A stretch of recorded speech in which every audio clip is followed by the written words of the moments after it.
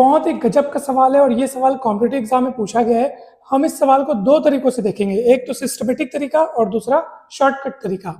प्रश्न ये है कि if one root of equation x square plus p x plus q is equal to 0 is square of the other, then इनमें से कौन सा ऑप्शन सही होगा अपने को बताना है, कौन सा कंडीशन या कौन सा रिलेशन सही होगा अपने को बताना है। ये एक इक्वेशन है और इसका एक रूट दूसरे रूट का क्या है, स्क्वायर है, यानी एक रूट यदि अल्फा है तो दूसरा रूट क्या हो जाएगा, अल्फा स्क्वायर। तो यहाँ पर आप पहले फॉर्मूला लगाओगे कि सम ऑफ रूट्स क्या होता है, माइनस बी बाई ए, यानी माइनस बी अपॉन वन, यानी माइनस बी। अपन पढ़े हैं ना, सम ऑफ रूट्स यानी माइनस बी बाई ए और प्रोडक्ट ऑफ रूट्स यानी सी बाई ए। कौन से इक्वेशन के लिए, a x square plus b x plus c बराबर 0। इस रूप वाले समीकरणों के लिए हमने पढ़ा है कि मूलों का योग बराबर माइनस बी बटे ए और मूलों का गुणन मतलब सी बटे ए। तो ये हुआ, और मूलों का गुणन यानी अल्फा इंटू अल्फा स्क्वायर, क्योंकि पहला मूल अल्फा तो दूसरा मूल अल्फा स्क्वायर, क्योंकि प्रश्न बोल रहा है ऐसा कि एक मूल दूसरे का वर्ग है, तो ये क्या हो जाएगा अपना सी बाई ए यानी कि क्यू हो जाएगा। तो अब ये आपको मिल गया। अब इनकी मदद से आप अल्फा को एलिमिनेट करके पी और क्यू में रिलेशन स्थापित करेंगे, पी और क्यू में एक समीकरण बनाएंगे, फिर चेक करेंगे कि कौन सा ऑप्शन फिट बैठ रहा है। तो थोड़ा बड़ा तरीका है।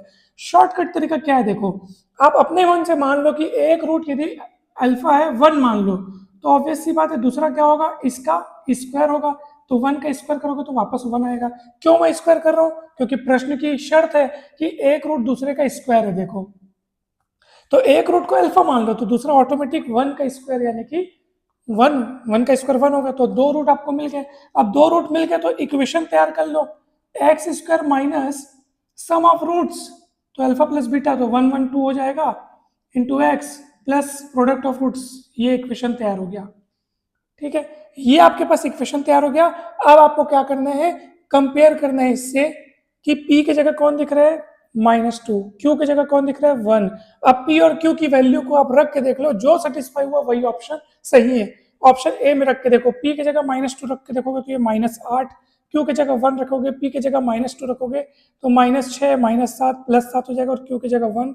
तो आप देख सकते हैं 7 और 1 8 -8 बराबर 0, यानी ऑप्शन ए इज करेक्ट।